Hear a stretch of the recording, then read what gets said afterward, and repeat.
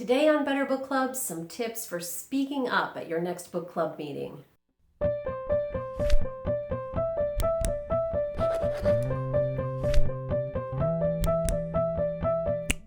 As you may have guessed if you've watched a number of my videos, I'm an extrovert.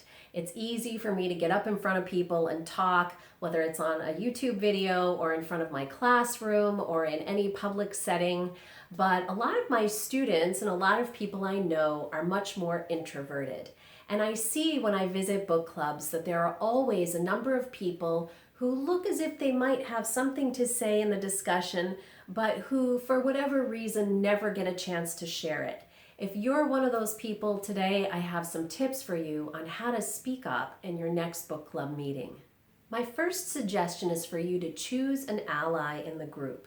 Especially if you have a larger book club, sometimes you don't really know everyone equally well, and so you might want to pull aside a friend and say to them, I always have something to say in book club discussion, but I don't always get a chance to say it. Could you give me that opening? A lot of times, if you're in a very extroverted or outgoing or talkative book club, it's hard to even find the space to enter in and say what you have to say. And so if you have an ally, a friend who knows that you would like the opportunity to speak, you can enlist that person to turn to you once or twice during the conversation, especially if they're good at reading your body language or your facial expressions, or maybe even if you set up a cue for each other, they can turn to you and say, do you have something to say? Or just invite you into the conversation. What are you thinking? So that's a great way to set up an opportunity for an opening to be made for you to speak if you find it hard to muscle your way into the conversation. A second suggestion is to think ahead of time about one or two comments that you really want to make and write them down. If you have them written down in front of you, it's easier to be bold enough to jump in when the opportunity arises.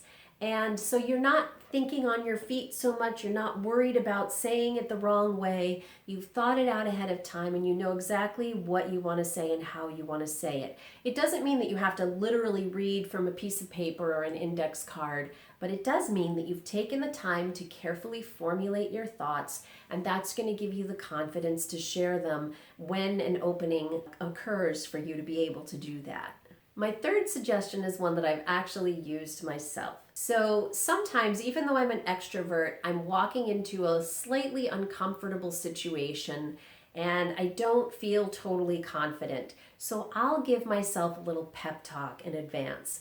I might do it at home before I leave. For example, for my job when I'm interviewing someone who I feel really nervous talking to, I might just stand in front of my bathroom mirror and give myself a little pep talk about why I want to be able to interview this person or what I'm going to be able to do, how good I'm going to be at it.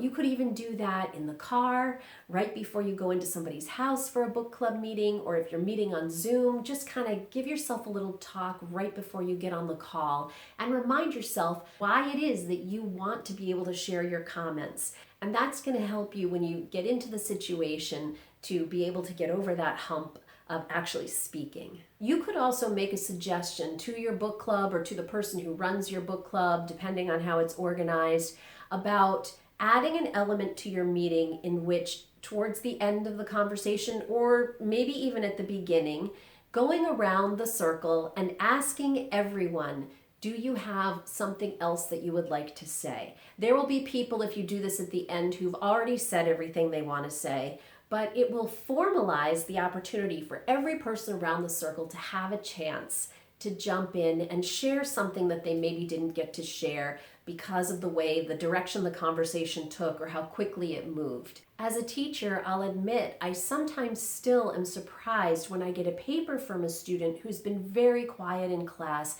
who really hasn't contributed to the discussion, and I'm not aware of everything that's going on in that student's mind. I recently read the book Quiet by Susan Cain, and if you haven't read it, whether you're an introvert or an extrovert, I would highly recommend it to you, because as an extrovert, it may give you a window into how much is going on in the minds of the people who are quietly sitting in your book club and not saying much.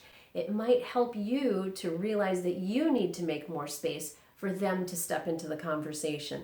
And if you're an introvert, you might find that her book actually opens up your world and tells you how many other people are out there experiencing the same thing. And she really places a value on those people who maybe sit quietly through most of book club discussion, but are thinking through a lot of ideas and just need an opportunity to share them. I hope this will help those of you who are quieter to participate a little bit more in your book club discussions, and I hope it will help those of you who are very talkative to make a little more space for those quiet people to step in and enlarge the thinking in your conversations. If you like what you see, remember to subscribe, and I'll be back soon with another episode of Better Book Clubs.